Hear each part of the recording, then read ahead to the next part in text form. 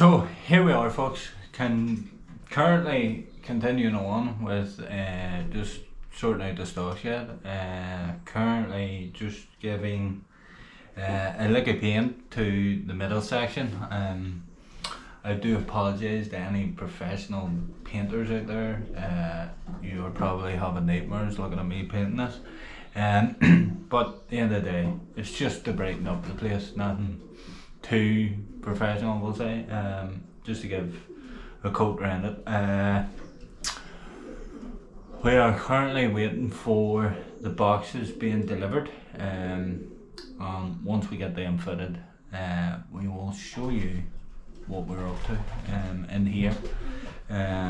Next plan of action is just next door, to gut it out and do the exact same as what we're doing here. So we'll bring it back when boxes are in.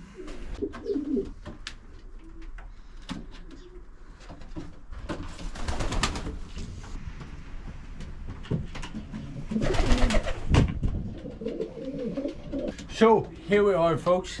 Finally, the first section is done and dusted. As you can see from the clips, basically I had to gut out the entire shed, spread it, burned it, spread it again. We use a thing called phobia caps. Previously in a video I talked about this. If you struggle with moss, flies, whatever, give your loft a coating of this, and for the next 3 to 6 months you will find no issues when it comes to flies and whatnot. And even if you do, when they make contact with the surface, they are normally dead not long after. But yes, we have finished this section off.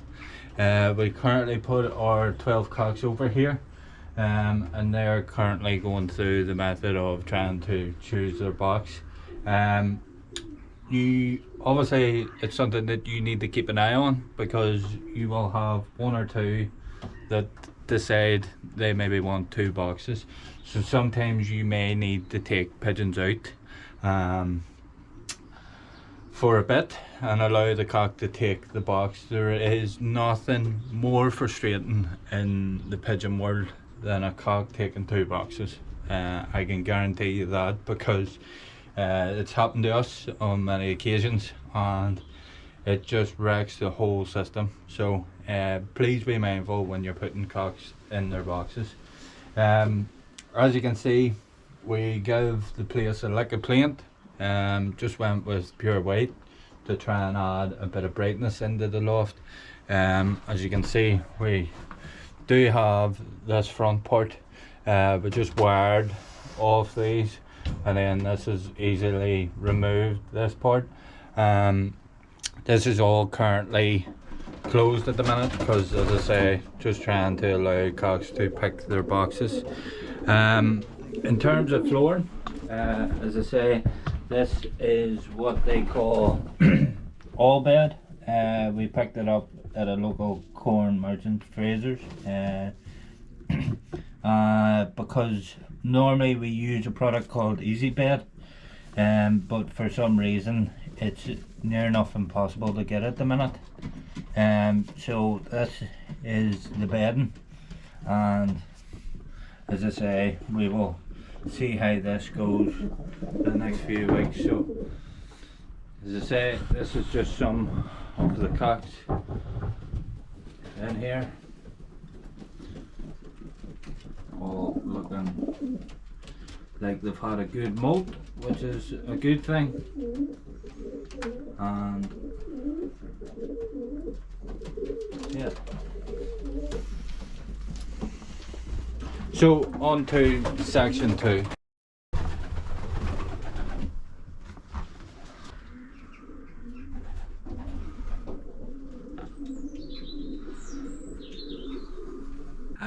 Here we are in section 2. This will obviously be the smallest section when it comes to our stock loft. We have reduced in size. There used to be 9 up and over boxes in here. And last year we had our yearlings that we had purchased throughout the season in here. So we've changed the setup really for this section. Just due to trying to focus on maybe the 6 best pigeons that we, class ourselves, so we decided to try and change the outlay of it. Obviously again, just fresh coat of paint, just white. I know white will obviously get dirty over time, but it definitely adds a bit of light to the section, especially with the darker nights coming in. It does get dark pretty quick, but a massive thanks to Clifford Stewart. I did offer him to come on the channel and show himself, but he says from the last time he had the short preview of him on the video, he says he's just inundated with emails about modelling contracts, so he has opted to stay out of the video. But we want to say a big thanks to Cliff. Cliff was very kind enough. Cliff does work with wood and carpentry, and we were in talks about maybe trying to build some boxes, and Cliff, for a very one-off, was very kind to build us our breeding boxes. Something this year that we have changed is the size. Is first and foremost. We wanted bigger boxes so the pigeons would have more space. The thing with them other boxes in section 1 and section 3, they are just your standard with a hood boxes. So when it comes to pigeons rearing their first young, what tends to happen is the young birds would get to a certain age, then the cock would start driving the hen back to the nest. So normally, where do them pigeons go? Unless the young ones get pushed out of the bowl, sometimes they'll go to the other side of the box and you're having to put a bowl in. So this is the way we've designed these boxes. Just to give you an idea of the way the boxes work, there's 2 pins here and they just slide, and then it's basically a case of the up and over boxes that you normally see, and we can obviously pull the front right off and give them obviously the entire box. We then put a ledge up here so we can put the bowl, as explained. The one bowl can go up here, the other bowl can go below it, so there'll hopefully be no issue when it comes to breeding the youngsters. So basically what we'll do is the cock will sit along this edge and claim the box, and then we can just obviously open these doors up and put the hen in the back half with feeders and whatnot, and we can give the pigeon time to pair up, and then they have sliding trays. This has probably been something on our list for quite a lot of time. We believe space is critical when it comes to your pigeons and having enough of it. We are not fond of breeding pens. These pigeons will still have access to the aviary, and we think it's crucial that pigeons do get a chance to, if they want, take themselves out. So that's it, same floor dressing down, nothing has changed from that standpoint. So we currently have to put the cocks in here to take their boxes.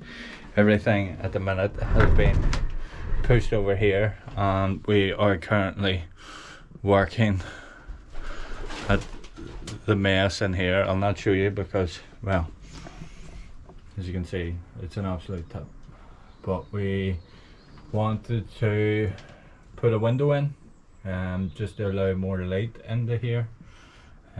So we had a spare PVC window that has took years to cut and try and fit in there. This old shed used to be at the top of the garden, so it's off skew. It's 90 years old, and it took donkeys to try and fit this window in. So that all is going to get cleaned out and gutted. So yeah, that's just been it for the last 2-3 weeks. Every day there's just something to do, whether it's clean something, change something, fix something. You will obviously always be doing something in your loft or outside of it. We will take you up and show you obviously the race lofts. There is no major changes there as such. We felt last year the changes that we did make have been sufficient. There's just a couple of the things that we are intending to look at. Whether they get done this year is another story, but we're just currently working through cleaning everything out and redoing it. So we'll take you up and show you the race loft and the way we've set up for that in terms of putting the young cocks over into that shed. Right, here we go. Morning, boys. How are we all doing? Good? Right. Just give you a bit of a clean here, girls or boys. Right.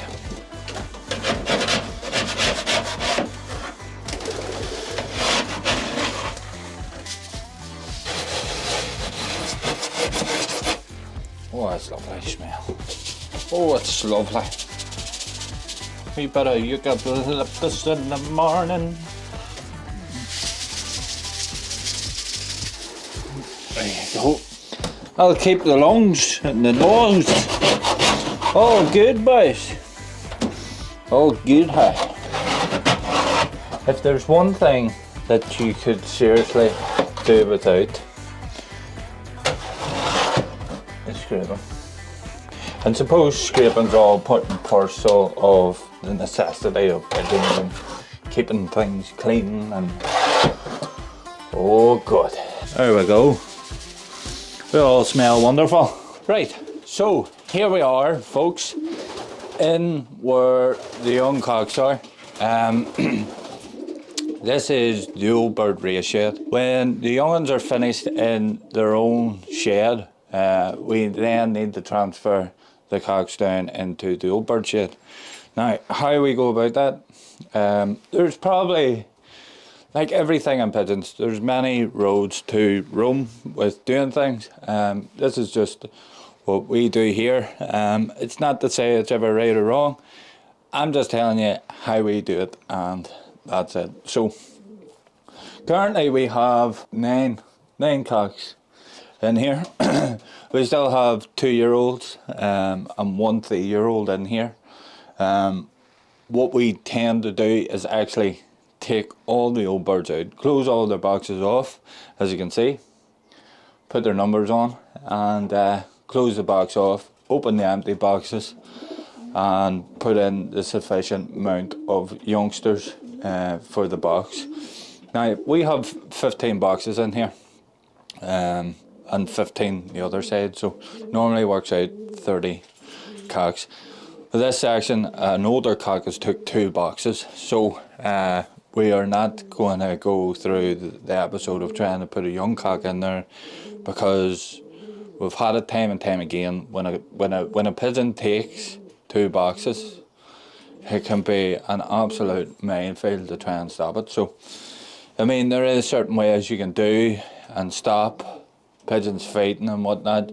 You can, maybe the pigeon that's dominated and took the 2 boxes, you can basically put 2 clips on its feet and an elastic band, and basically that sort of restricts its power in trying to overthrow the pigeon. This is currently how we do it. So we take all the older cocks out, open the boxes that the young cocks can take, and leave them for a couple of weeks. Young pigeons need some time, as you can see.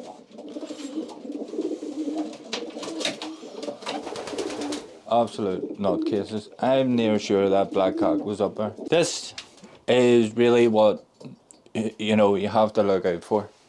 Pigeons are an absolute nightmare.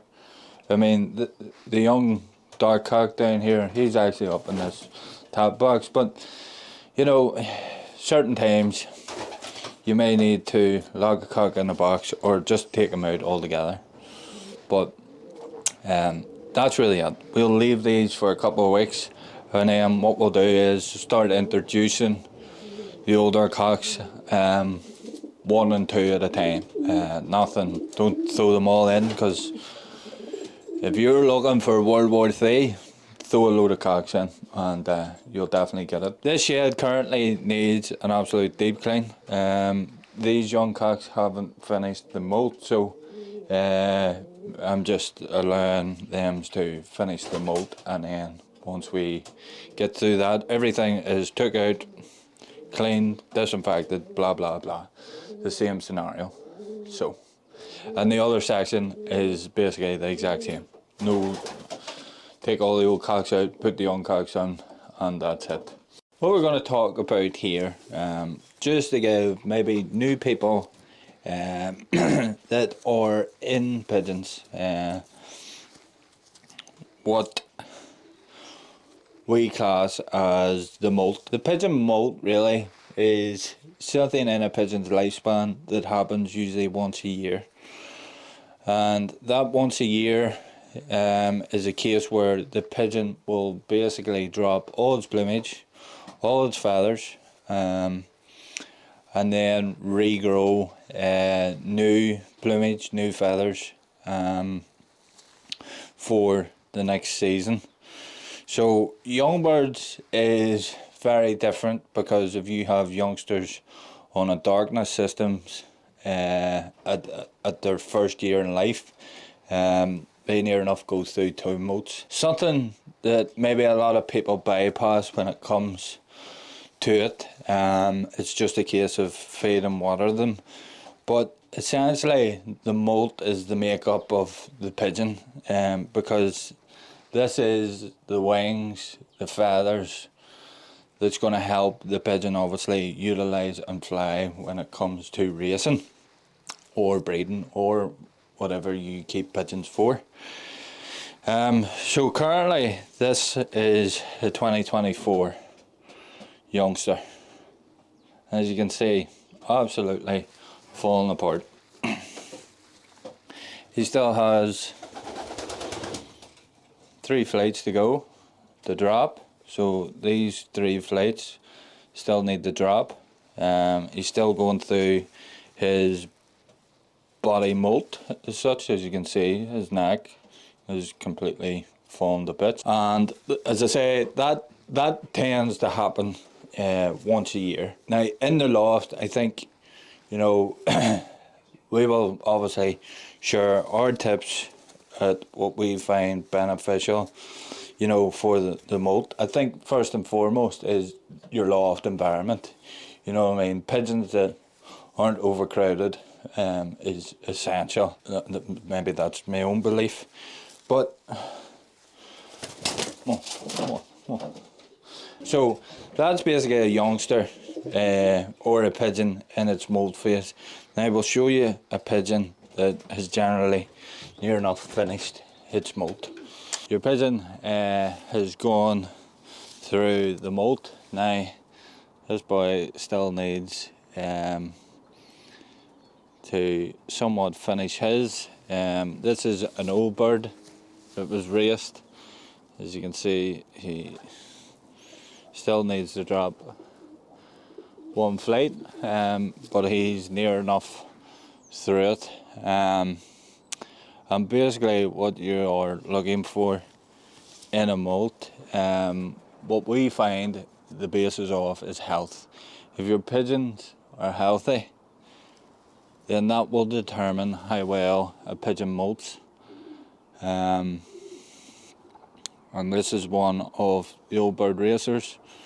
I actually call him security guard. He is hectic in the box, would kill you. Him near enough finished. As you can see, there are decent feathers in his crop are starting to come through and shine lovely. Nice bright eye, clean water. To see the old down coming away. What you will find if old down is not coming away, especially in young'uns, you will have like a greyish tinge to it, like a grey feather. So as long as you start to see nice clean white ones coming through, generally again will tell you that the molt is going well. The lifespan of a pigeon's molt. Alright, so when it comes to the overall molt, what do you look out for, or what do you do? Normally this time of the year, during racing, race lofts or breeding, normally lofts are scraped out twice a day.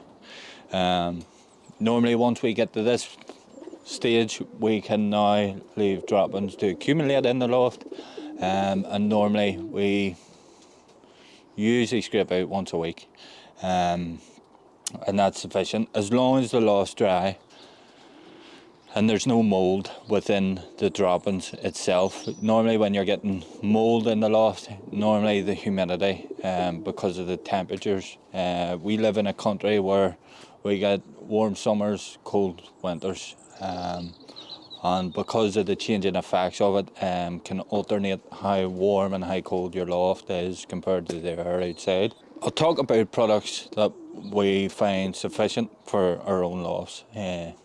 I'm one that, and I'm a broken record on this, because there is many roads to Rome. There is facts and fiction when it comes to pigeons.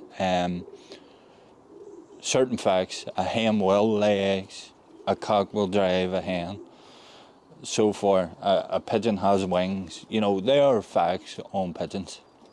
Fiction is something that you start hearing around the place, you start reading. People say use this, do this, blah blah blah. You have to find something that works specific to your loft, and trying to figure that out can take time. I'm extremely lucky where this has been built for the past 30 years, so coming into it, I had the background of knowledge behind me through my dad. So products, something that we find vital throughout a molt would be garlic. I've explained it before in other videos. Garlic has been used worldwide for centuries. If you don't know what garlic is, what hole have you been hiding in? Because it is used everywhere, and normally because of its sort of antioxidant, anti-inflammatory properties.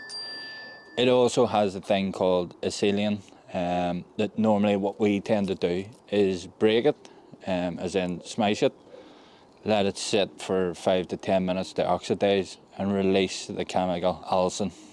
And allicin has been known and researched for its properties that it will lower the cholesterol. It can also prevent bacteria infections, because we add this to the water. Essentially, it will get into the gut. It is also talked that it prevents cancer. So again, i.e. canker. When it comes to the molt, we do not treat our pigeons. If a pigeon's sick and it's bad, then unfortunately it will not survive the molt, and it will not molt well. With treatments and whatnot, we tend to never use them during the molt. So I'm just going to show you how we prep that. There is multiple ways you can do this. During the winter months, especially the molt, we use these tower drinkers. You can get them in 5 litre, 7 litre, whatever. Now what we tend to do is just smash the garlic, your garlic like that, and then we just pop it into these containers and fill with your water. Normally, if you say have normal drinkers like 1 litre, 2 litre drinkers, you could fill a watering can, pop your garlic in there and just leave it to sit in it and just keep topping up the water in it. But what we tend to do is pop the garlic in and then just add your water. Offer it to your pigeons and they will drink. Another product that we use on a basis would be a form of brewer's yeast. All brewer's yeast are pretty much the same, so it doesn't really matter in terms of where you get it from. But just because of the protein and the amino acids and B vitamin content that you get in, it's essential for birds feathering. We find anyway, it is essential for it. So normally we would use this on the corn.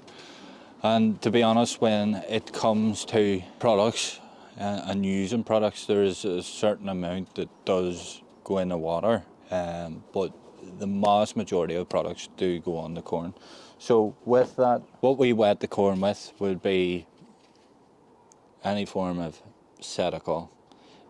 Cetical is basically sorbitol and methylene, which is an essential amino acid for the feathers. So you want that soft velvet feel to a pigeon. We find this definitely benefits that feel when it comes to the molt. So them two products together, normally 2-3 times a week max, to pigeons that are molting. Another product that we tend to use is a BT amino. Again, has all the B vitamins, electrolytes, components of vitamins that again you cannot throw away when it comes to. People think that they only need it when racing is happening, but we find that a pigeon shouldn't lack any time through the year. So having every vitamin covered, every nutrient covered throughout the year will benefit your pigeons. Something else, your grit and minerals. Again, these are just offered basically throughout the week on a daily basis. You will probably find, because pigeons are not breeding or anything of that nature, calcium isn't something that they are in demand of. So we tend to mix a bit more of the red grit, and they seem to enjoy it. They're all components that add to, helping with digestion, helping with the influx of feeding, because normally what you find is your feeding actually increases a bit more. They need enough nutrition to push through the blood and into the cells, into the feathers, so they will get fed slightly more when it comes to a molt. So something like grit definitely helps aid that digestion. Just another thing that we use, any form of pink mineral powder. There's a host of pink minerals, and again, you can wet the corn with any oil that you tend to choose. That could be energy oil, it could be flax oil, it could be wheat germ oil, it could be any one of them oils. And normally wet the corn, sprinkle over until it's dry. Again, 1 to 2 times a week is sufficient for pigeons. Lastly will be your feed mix. So this is currently what we're feeding.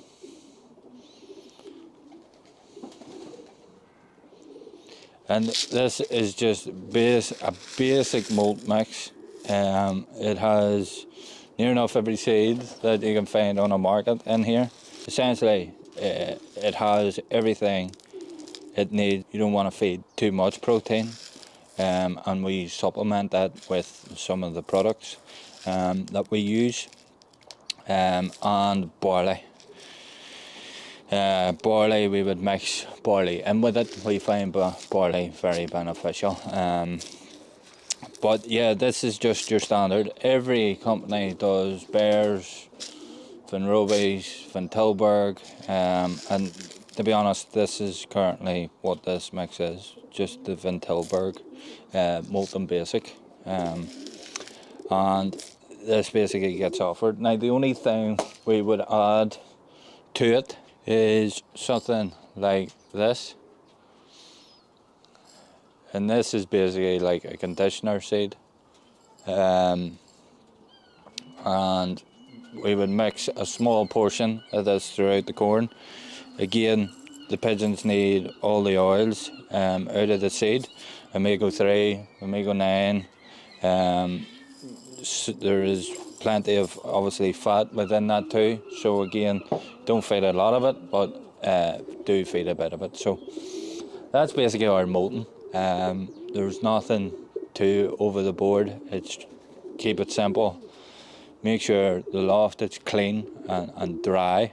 There's plenty of fresh air, and probably the most important thing is baths. Baths are offered near enough once, twice weekly. And what that does is, I mentioned it before on a video about the pigeon bloom, that dust, and that obviously helps get rid and obviously provide the feathers a lovely sheen. We tend to use whatever company that you decide, a bath salt. Zest have one, blue salt, Versalaga have Ideal. You could also use Epsom salts that we tend to mix in too, and we just chop and change it so they go through the best molt possible in our eyes. And to be honest, I really can't complain how the pigeons are molting at the minute, so things are going in the right road. So it's pretty hard to obviously sit here and think of ideas with videos, because a lot of times I feel like I'm just sitting here blabbering on about stuff. If you do take anything out of it and it's benefit for you, I'm absolutely delighted at that, because at the end of the day, if it helps a little, then it will improve your overall loft, improve your breeding, your racing, and everything that fits in between. That is basically us at the minute. Still doing odds and ends, as you can see, back garden's a tip, and we're working our way through our jobs to get done. Time is of an essence, and sometimes time just seems to go too quick. I mean, before we know it, we're going to be pairing these pigeons up. So 2024 has been obviously a great season for us. We retained our Fancier of the Year again for 2024, so that is 2 years in a row. To say I'm not delighted is an understatement. I mean, at the end of the day, this is what your early mornings up and down the road, constant cleaning, all this work in the background in your off season all contribute to how your season's going to turn out. Not all the time, but the mass majority. If you put the work in, you'll get something out of it. So be mindful of it. Always think what would benefit the pigeon and not yourself, because normally us humans, we like to find the easiest solution possible. I hate cleaning and scraping, but it's a job that is necessary for keeping the pigeons clean. What I would like to do, and I'm just going to insert this photo, a massive thanks to Thomas Hoare for doing the photo for me. It's very much appreciated. And talking with Thomas, I know his mum and dad also watch the videos. So to Thomas, his mother and father, this is just a bit of a shout out for you guys, and thank you so much for tuning in, as well as the rest of the people that do tune in when the videos are posted live. Please remember, like, share it, turn on the bell, and that will basically notify you through your phone that we have posted a video. During obviously this time, the videos are here and there because at the end of the day, we are trying to get things done in the loft and move things forward. So that is us. So again, thanks very much for watching. We will catch you in the next video. Take care guys, all the best.